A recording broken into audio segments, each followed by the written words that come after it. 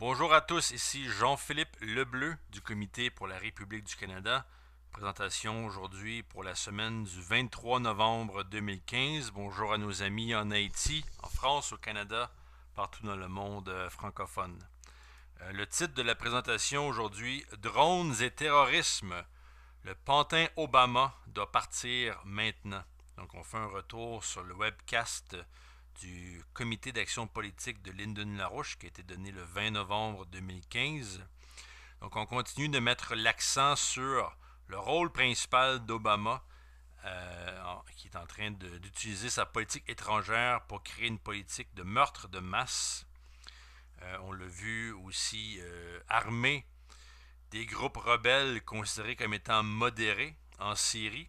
Je ne sais pas si Al-Qaïda est considéré comme modéré pour la plupart des gens, mais pour Obama, c'est bien le cas. Et évidemment aussi la création d'une politique d'assassinat par drone, une politique qui, comme on l'a démontré, comme on va en discuter aujourd'hui, en fait tuer en grande partie des innocents dans le Proche-Orient et dans l'Afrique en général. Et c'est aussi une politique qui a favorisé, à cause de la rage que ça a créé, a favorisé le recrutement de jeunes dans les mouvements terroristes de ces régions-là. Il faut être clair là-dessus, l'administration Obama n'est pas en train de faire des erreurs, c'est en fait l'intention de cette administration-là, c'est de créer le chaos à travers la planète. Et c'est une politique en fait qui nous vient directement de l'Empire britannique et de son extension saoudienne. Donc aujourd'hui, on va voir l'analyse de M. Lyndon LaRouche et aussi de Mme Helga Tsep-LaRouche qui ont pu discuter avec l'équipe politique du LaRouche PAC durant les derniers jours. Et évidemment, on continue de mettre l'accent sur en fait les attentats terroristes qui ont eu lieu à Paris, qu'on parle de vendredi le 13 novembre. Donc, des attaques horribles, évidemment. On a entendu beaucoup de détails là-dessus dans les nouvelles. On ne va pas faire le tour de tout ça. Mais on parle d'environ 130 personnes qui ont été tuées dans une véritable boucherie à ciel ouvert. Des meurtres vraiment de sang-froid. Mais cet attentat à Paris a vraiment tout changé. C'est-à-dire que maintenant, les gens en Europe, aux États-Unis, doivent reconnaître qu'on a absolument besoin d'un changement rapide et dramatique concernant la politique en général. Sinon, c'est la civilisation occidentale qui risque de périr et en fait tomber en enfer. En fait, l'enfer sur Terre avec un danger de guerre nucléaire et un danger évidemment d'âge sombre, un peu comme on a vu en Europe à l'époque du Moyen Âge, à l'époque du 13e et 14e siècle.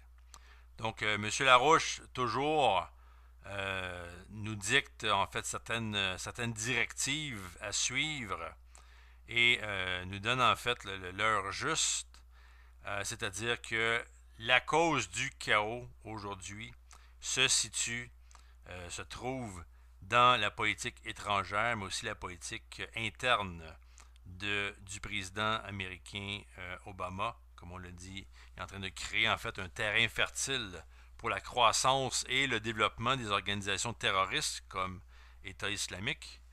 On parle de plus en plus d'une guerre nucléaire. Au début, on parlait beaucoup de la Russie, donc les États-Unis contre la Russie. Mais maintenant, on a eu des provocations contre la Chine. Heureusement, des nations comme les Philippines, le gouvernement philippino récemment a décidé en fait de refuser l'offre de Barack Obama d'accueillir des soldats américains en territoire philippino dans le but justement de développer ce qu'on appelle le pivot asiatique de Barack Obama, une politique d'accroissement militaire américain dans la région de la mer de Chine, et ce depuis environ 2012. Donc évidemment, les Philippinos ont beaucoup aidé là-dessus et ça permet, en fait, ça fait partie de ce changement d'orientation qu'on voit aussi en Europe et aux États-Unis. Et en fait, une nouvelle très significative aux États-Unis, c'est la représentante Tulsi Gabbard. Donc Tulsi Gabbard, qui est une démocrate de l'État de Hawaï, qui, dans un communiqué de presse, a annoncé en fait la création d'une législation dans la Chambre des représentants qui mettrait une fin immédiate à la guerre illégale et contre-productive visant le renversement du président Assad en Syrie. Donc, Madame Gabbard explique, donc je vais vous donner une citation de son communiqué de presse, et elle dit: la guerre qui vise à renverser Assad est illégale et contre-productive parce qu'elle aide État islamique et les autres groupes d'extrémistes à atteindre leur but de renverser le gouvernement syrien de Assad et de prendre le contrôle de toute la Syrie. Donc ensuite, elle liste 10 raisons pourquoi il faut faire cela. Et une de ces raisons inclut le fait que si nous réussissons à renverser le président Assad, comme Barack Obama le souhaite, cela ouvrirait la porte pour État islamique de prendre en fait le contrôle de la Syrie, incluant Damas. Et il y aurait toujours une citation, il y aurait un génocide et une souffrance qui dépasserait l'imagination. Elle a aussi expliqué que le renversement du gouvernement de Assad, c'est exactement ça le but d'État islamique et des groupes terroristes. Et on ne devrait pas s'allier avec ce type d'extrémistes-là parce que cela va contre les intérêts des États-Unis et de toute la civilisation. Et ensuite, elle continue en disant que nous devrions apprendre des erreurs du passé, comme on a vu dans les changements de régime en Irak et en Libye. Et Madame, faut d'abord comprendre que Madame Gabbard, c'est en fait une ancienne soldat. Elle a été déployée. Elle était sur le terrain durant la guerre en Irak. Donc, c'est quelque chose d'assez direct pour un vétéran de la guerre de dire. Donc, une très bonne critique du gouvernement Obama. Et elle continue en expliquant que la guerre d'Obama est en fait augmenter le chaos et le carnage en Syrie, un carnage impliqué par État islamique sur la population innocente de ce pays, qui a causé un très grand nombre de réfugiés qui ont été forcés de quitter la Russie, de quitter la Syrie pour justement se diriger vers l'Europe.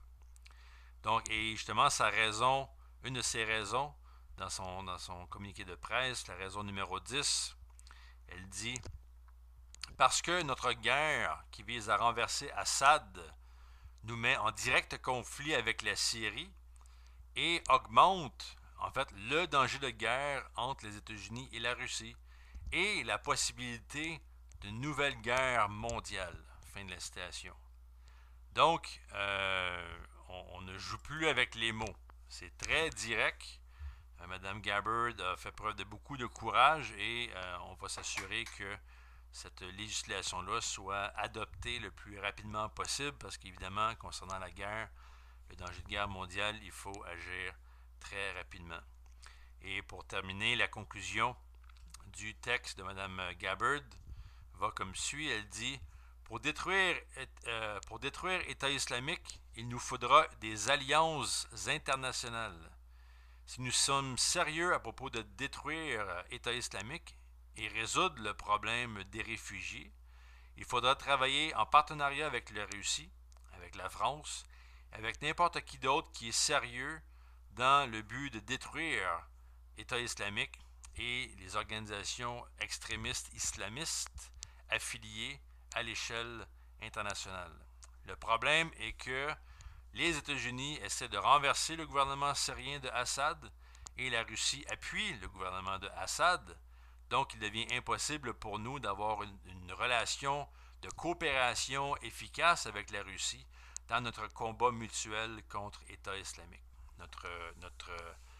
Notre focus, notre principale cause est de cette idée de renverser Assad, c'est en fait d'interférer dans notre habileté, dans notre capacité à détruire État islamique. Nous devons mettre fin à cette guerre contre-productive, illégale, du renversement du gouvernement syrien de Assad et nous allier avec tous les pays qui sont volontaires, qui se portent volontaires dans le but de détruire le terrorisme international et de, en fait, ces groupes qui posent, toujours selon Mme Gabbard, une menace réelle pour la civilisation. Donc, et en fait, c'est ce qui nous amène à la question qui a été posée lors du webcast, le webcast du Laroche-Pac. Donc, on a une question institutionnelle qui allait comme suit, qui disait le premier ministre russe Dmitri Medvedev a dit que la meilleure manière de combattre État islamique en Irak, en Syrie ou État islamique, c'est-à-dire la meilleure manière, c'est pour la Russie de s'unir avec l'Occident dans une grande alliance pour détruire cette menace commune. De ce point de vue-là, la Russie est déjà en train de coordonner des frappes aériennes contre État islamique avec la France. Et la question va comme suit. Comment voyez-vous une collaboration plus étroite entre les États-Unis et la Russie dans ce combat pour détruire État islamique et tous les autres groupes qui y sont liés? Et M. Larouche, à son habitude, a été très direct. Il a dit la première chose, c'est qu'il pour détruire État islamique, c'est et de créer ce partenariat avec la Russie, c'est de se débarrasser de Barack Obama. Poutine a réussi à surprendre tout le monde avec son intervention militaire en Syrie au mois de septembre. Et en fait, c'était la seule option qui se présentait pour la Russie. Obama, maintenant, est en train de sombrer et il n'y a pas d'alternative à son retrait, à sa destitution. Cela ne peut plus être remis à plus tard. Nous perdons du temps. Nous sommes sur le point d'un effondrement total du système américain. Donc Obama doit être mis à la porte immédiatement. Nous devons aussi nous débarrasser, toujours selon M. Larouche, de Wall Street et adopter l'approche de Franklin Roosevelt alors qu'il commençait sa politique de la nouvelle donne, le New Deal. Roosevelt avait résolu le problème en quelques semaines après avoir été assermenté à la présidence, en changeant la direction complète du pays après le désastre plutôt que représentait la présidence de Herbert Hoover. Donc tout avait changé en l'espace de quelques années par la suite. Donc l'idée même de totalement détruire Wall Street n'est pas difficile à comprendre pour les gens intelligents. Parce qu'il n'y a absolument rien d'autre qui va fonctionner, toujours selon M. Larouche. Donc, le Congrès est vraiment en train de perdre son temps. Le Congrès hésite, le Congrès a peur. Wall Street doit être mise à la poubelle et une nouvelle opération fédérale doit être lancée afin de reconstruire les États-Unis. N'essayez pas de sauver aucune partie de ce vieux système, de ce système obsolète. Le problème, c'est que la plupart des gens dans le Congrès sont des idiots. Et le président des États-Unis est un criminel. Quand vous avez un criminel qui qui est en charge d'idiots, vous avez vraiment un système qui ne fonctionne pas du tout. Donc, Obama doit être mis à la poubelle et il n'existe pas d'alternative à cela. Toutes les preuves sont là, tous les faits sont là. Mettons Obama à la poubelle, mettons Wall Street à la poubelle, c'est absolument nécessaire. Obama a commis tellement de crimes que le retirer est vraiment chose très facile. On peut par exemple parler de ces sessions, ce qu'on appelle les sessions du mardi. Des sessions en fait où Obama discute avec son équipe militaire et certains de ses conseillers, discute sa politique de meurtre par drone. Juste avec ce scandale-là, c'est suffisant pour amener Obama en prison. Vraiment des milliers de morts innocents qui ont été faits par cette politique-là. Et une politique tout à fait hypocrite, comme on va le voir plus tard dans la présentation. Obama aussi était le président durant une des pires destructions de l'économie américaine, au point où la majorité des citoyens se retrouvent face à la pauvreté. Et aussi, Obama a poursuivi la politique de George Bush et de Dick Cheney visant en fait à protéger l'Arabie saoudite et l'Empire britannique en cachant les faits concernant les attaques du 11 septembre 2001. Donc des attentats terroristes dans lesquels en fait l'Arabie saoudite a joué un rôle prépondérant dans le financement et dans la conception de cet attentat-là. Donc aussi, le problème, en fait, concernant Obama, le problème, c'est pas le manque de renseignements ou le manque d'évidence. Le problème, c'est que les membres du Congrès n'ont pas de couilles. C'est déjà un peu heureux. La politique de drone suffit pour mettre Barack Obama hors d'état de nuire. La grande majorité des gens qui ont été tués par Obama, selon les ordres d'Obama, c'était des innocents. Donc, c'était même pas des cibles légitimes. Et Obama a dû signer, en fait, il a signé pour chacune de ses attaques, il a autorisé chacune de ses attaques, donc il est responsable de tout ça. Donc, quand on regarde plus précisément le document qui a été sorti, a été publié récemment, le Drone Papers, un document qui a été publié par un site internet qui s'appelle The Intercept. Donc, c'est sur Internet, ça a été fondé par Glenn Greenwald et Jeremy Scahill. Scahill qui avait travaillé là, à l'époque avec le fameux Edward Snowden dans la divulgation des magouilles visant à mettre la population américaine sous écoute. Donc, un rapport sur la politique de drone de plusieurs centaines de pages, de documents du Pentagone et aussi du comité du Congrès sur le renseignement. Un document qui démontre aussi un organigramme avec justement si on veut, la procédure, les procédures de décision où en fait on a, sans rentrer dans tous les détails, mais on voit un peu justement d'où part la discussion sur les assassinats par drone et comment tout ça se dirige en fait, passe du renseignement militaire jusqu'aux généraux du Joint Chief of Staff, secrétaire de défense, etc., jusqu'à Barack Obama qui signe l'accord et après avoir signé l'accord, en fait, les drones ont plus de 60 jours pour trouver la cible et en fait tuer la cible, tuer le terroriste ou en fait dans ce cas-là les innocents du Proche-Orient et du nord de l'Afrique. Donc, en regardant le document des Drone Papers plus près, on voit en fait que justement toutes les procédures légitimes n'ont pas été suivies. On ne parlait pas de capturer personne, c'était vraiment une politique d'assassinat. En fait, cette politique-là a continué pendant des années. On a mis de côté toutes les directives, les procédures qui auraient dû être suivies selon justement le droit international, selon aussi la politique militaire américaine. Donc vraiment une politique immorale et qui démontre en fait le manque de moralité totale de la présidence de Barack Obama.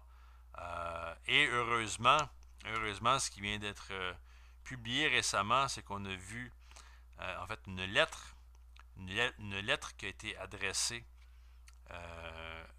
au directeur de la CIA, John Brennan, au secrétaire de la Défense, Ashton Carter, et au président Obama.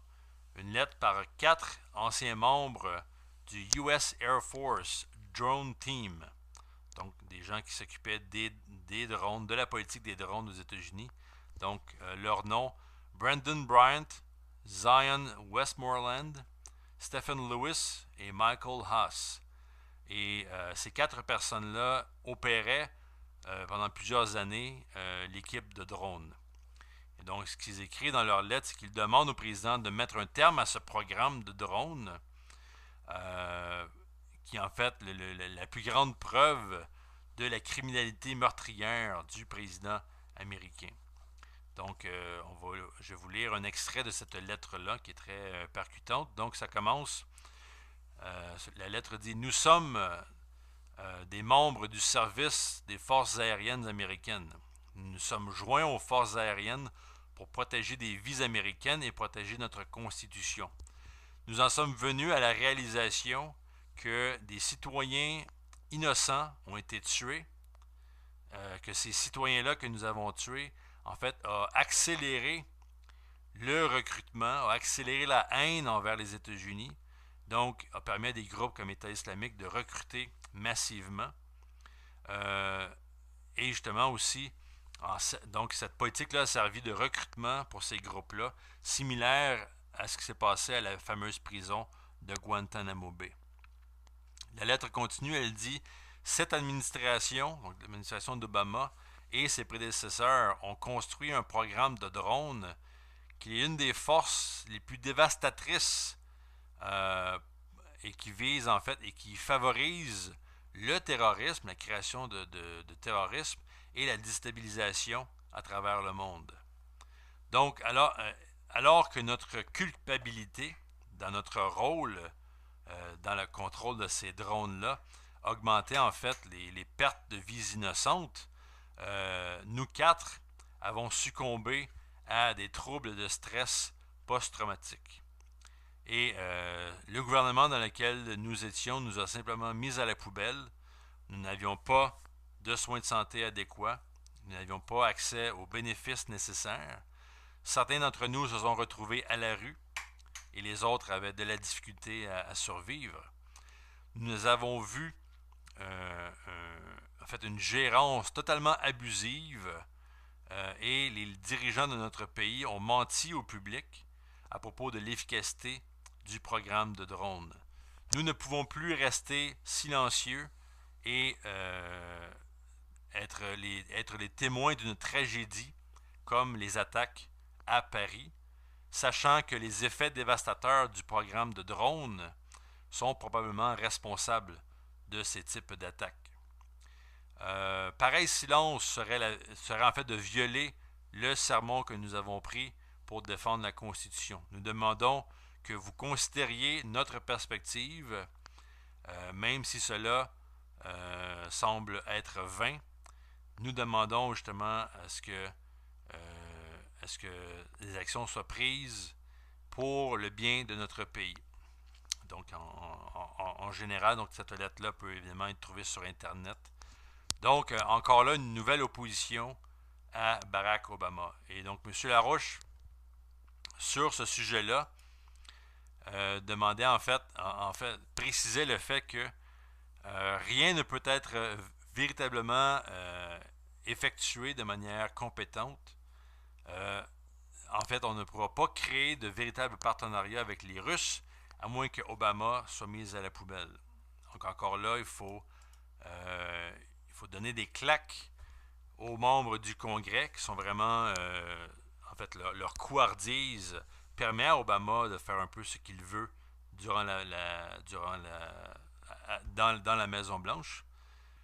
Donc depuis l'intervention russe en Syrie au mois de septembre et aussi depuis les attentats terroristes à Paris, Obama semble avoir été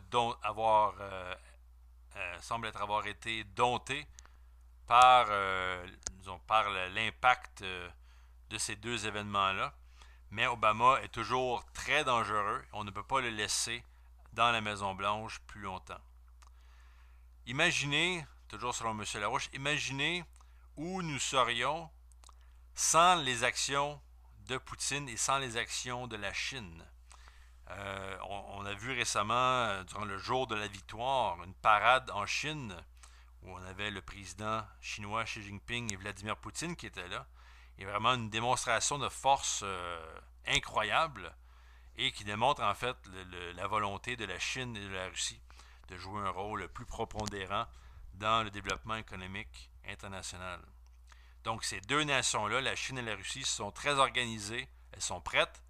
Et quand vous regardez au contraire le chaos, la désorganisation en Europe, en France, en Allemagne, on voit une très très grande différence, justement une différence d'intention entre ces deux blocs. Donc Obama doit être destitué, sinon on ne pourra pas sortir de la crise. Donc, ce qui nous amène à Wall Street. C'est Obama qui protège Wall Street, alors que Wall Street est complètement en faillite. C'est le moment maintenant d'utiliser les méthodes de Franklin Roosevelt pour mettre Wall Street à la porte et redémarrer l'économie américaine, de créer un système de crédit productif et qui va permettre de financer les grands projets. Donc encore,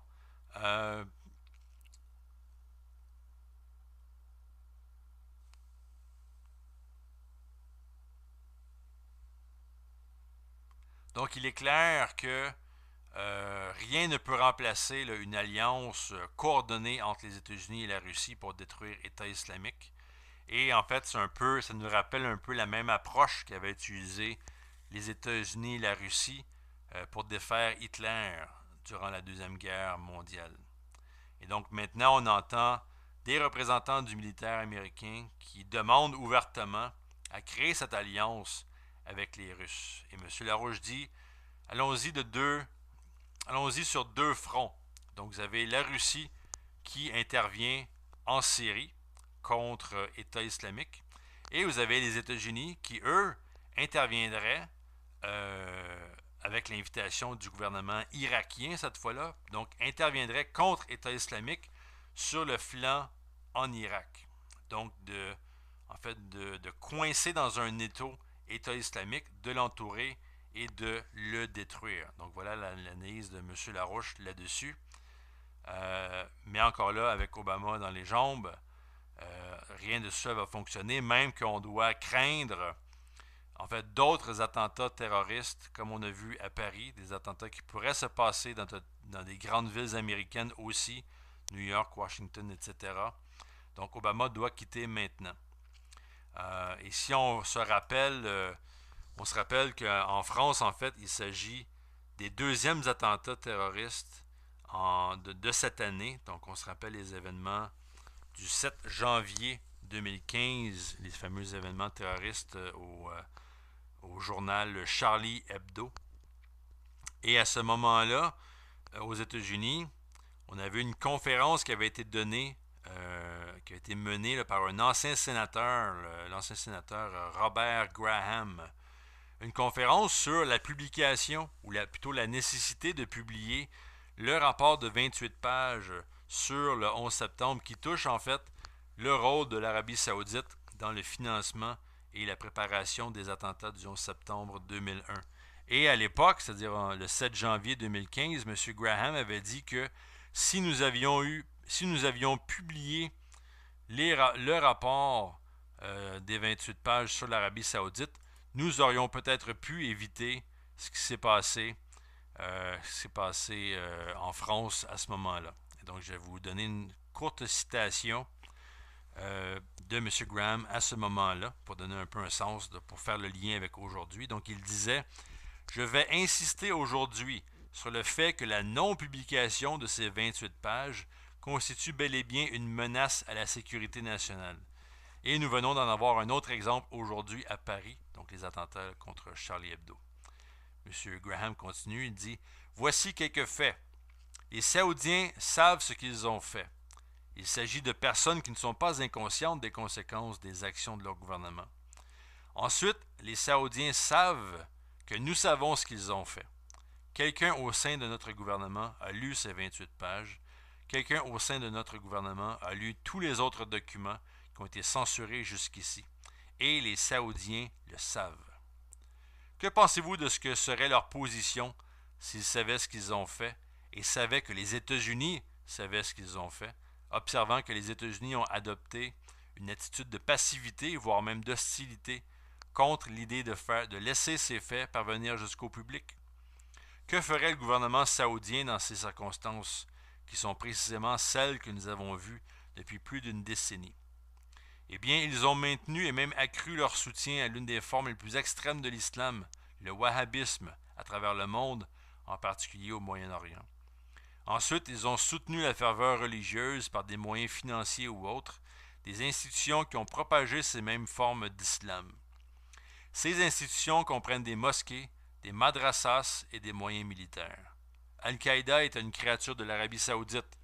Les groupes régionaux tels que Al-Shabaab sont dans une large mesure des créatures de l'Arabie saoudite. Et aujourd'hui, l'État islamique est leur dernière créature. Ainsi, la conséquence de notre passivité à l'égard de l'Arabie saoudite est que nous avons toléré cette succession d'institutions violentes, extrêmes et extrêmement dangereuses pour le Moyen-Orient et une menace pour le monde, comme nous l'avons vu ce matin à Paris. Donc, à l'époque, donc à cette date du 7 janvier, la présentation de M. Graham avait vraiment fait frissonner l'audience, évidemment dans le contexte où on venait d'avoir les attaques de Charlie Hebdo. Donc, les gens étaient très, très touchés, très impressionnés par cette déclaration-là, très directe. Et évidemment, aujourd'hui, on le redit, il faut publier ce rapport de 28 pages sur le rôle de l'Arabie saoudite. Et justement, c'est-à-dire que si les nations ne sont pas prêtes à vraiment exposer le rôle des gens qui financent le terrorisme et qui le protègent et qui le parrainent, le sponsor, eh bien, évidemment, on ne pourra pas mettre un terme à ce danger-là et on ne pourra pas sortir de cette espèce de géopolitique, cette géopolitique britannique qui est maintenant en train de détruire les pays les uns après les autres. Parce qu'évidemment, les événements terroristes à Paris du 13 novembre ne sont pas les derniers. On a vu des événements similaires à Beyrouth, au Liban. On a vu des événements comme ça aussi à Mali. On se rappelle aussi l'avion russe qui a été détruit, qui s'était écrasé en terrain égyptien. Le gouvernement russe a démontré que c'était en fait une attaque terroriste contre l'avion russe. On a aussi d'autres cas au Cameroun, au Nigeria. Au Cameroun, on a eu 4 femmes qui avaient une ceinture de bombes qui se sont fait exploser. Au Nigeria aussi, on a une attaque similaire avec plusieurs morts. Donc, tous ces événements-là sont liés les uns avec les autres. Donc, il faut en fait développer une politique où on peut mettre une pression sur l'Arabie saoudite et en même temps démontrer en fait le rôle plus vaste de la géopolitique de l'Empire britannique, qui elle ne fait pas simplement que financer des terroristes ou les protéger, mais en fait finance tout type de déstabilisation possible qui se passe à travers la planète. Donc si on veut faire face à la réalité, il faut se rappeler en fait quelque chose que notre mouvement, le mouvement La Roche, a publié il y a de ça quelques années. C'est en fait un accord commercial entre l'Arabie saoudite et la Grande-Bretagne. Un contrat intitulé Al-Yamama, qui veut dire, je crois qu'il veut dire le signe, donc en arabe. Et c'était en fait un accord, un échange entre des jets britanniques et du pétrole saoudien. Donc un accord qui avait eu lieu entre Margaret Thatcher du côté de la Grande-Bretagne et le prince Bandar bin Sultan du côté de l'Arabie saoudite. Et on parle en fait de la création, à travers cet échange-là, d'un fonds d'argent de plusieurs dizaines de milliards de dollars. Et peut-être même, on parle même peut-être de centaines de milliards de dollars. Donc un fonds qu'on appelle en anglais un slush fund. Donc un fonds qui aurait permis justement de financer le terrorisme. Et M. Bandar ne s'est même pas gêné. En fait, parlait justement de se vantait un peu de ce fonds de déstabilisation créé par le projet Al-Yamama et comment ce projet-là avait aidé à financer les Moudjahidines en Afghanistan contre le gouvernement à l'époque de l'Union soviétique. Donc, c'est ce genre de magouille qui se passe avec l'Empire britannique. Donc, évidemment, les faits sont là. Il suffit de les mettre, il suffit de les prendre et de les utiliser. Il n'y a rien d'ambigu dans tout ça, c'est très très clair. Et on voit qu'aux États-Unis, on a eu on a protégé cet empire britannique-là avec l'administration Bush et Cheney, maintenant avec Obama. Et malgré les évidences qui sont là, qui sont très très claires, l'administration Obama continue d'amener des armes dans les mains des rebelles en Syrie, et que ce soit État islamique ou le groupe Al-Nusra, qui est l'extension de Al-Qaïda. Et tout ça ne sont pas des spéculations. En fait, c'est des documents qui date de l'automne 2012, qui avait été publié par l'Agence de renseignement de la Défense, le Defense Intelligence Agency. Des documents qui démontrent en fait que l'administration Obama est prête non seulement à renverser Assad, mais serait prête à travailler de concert avec un califat qui sera en charge de la Syrie, donc un fondamentalisme qui remplacerait le gouvernement syrien. Donc évidemment, ça fait aucun sens qu'un gouvernement qui se veut démocratique, puisse travailler avec un califat et de l'extrémisme de ce type. Donc on le répète et on le dit, M. Larouche est très très clair, Obama doit être renversé, on doit s'en débarrasser le plus vite possible, il est coupable de milliers de meurtres et les États-Unis ne seront jamais capables de se rétablir, de ramener leur tradition pro-développement et justement d'amener cette tradition-là à travers le monde, tant qu'on tolère un président dans la Maison-Blanche qui est prêt en fait qui est un tueur, pratiquement un tueur en série. Et on ne peut pas permettre non plus au Congrès de rester les bras croisés. Il faut absolument que les actions soient prises pour se débarrasser d'Obama et de se débarrasser de cette politique de l'Empire britannique qui vise à carrément détruire les nations maintenant. Donc, je termine l'émission là-dessus. Si vous avez des questions, vous pouvez me contacter par mon courriel jplebleu@yahoo.ca. Je vous invite à regarder évidemment la présentation originale en anglais du Larouche PAC, donc larouchepac.com, un site en anglais. Et écoutez, j'espère que vous allez rester à notre écoute. Donc ici Jean-Philippe Lebleu qui vous dit à la semaine prochaine. Les attentats terroristes qui ont eu lieu à Paris, qu'on parle de vendredi le 13 novembre. Donc des attaques horribles, évidemment. On a entendu beaucoup de détails là-dessus dans les nouvelles. On ne va pas faire le tour de tout ça. Mais on parle d'environ 130 personnes qui ont été tuées dans une véritable boucherie à ciel ouvert, des meurtres vraiment de sang-froid. Mais cet attentat à Paris a vraiment tout changé. C'est-à-dire que maintenant, les gens en Europe, aux États-Unis, doivent reconnaître qu'on a absolument besoin d'un changement rapide et dramatique contre les terroristes de ces régions-là. Il faut être clair là-dessus, l'administration Obama n'est pas en train de faire des erreurs, c'est en fait l'intention de cette administration-là, c'est de créer le chaos à travers la planète. Et c'est une politique en fait qui nous vient directement de l'Empire britannique et de son extension saoudienne. Donc aujourd'hui, on va voir l'analyse de M. Lyndon LaRouche et aussi de Mme Helga Tsep-Larouche qui ont pu discuter avec l'équipe politique du Larouche PAC durant les derniers jours. Et évidemment, on continue de mettre l'accent sur en fait les attendant la politique en général. Sinon, c'est la civilisation occidentale qui risque de périr et en fait tomber en enfer.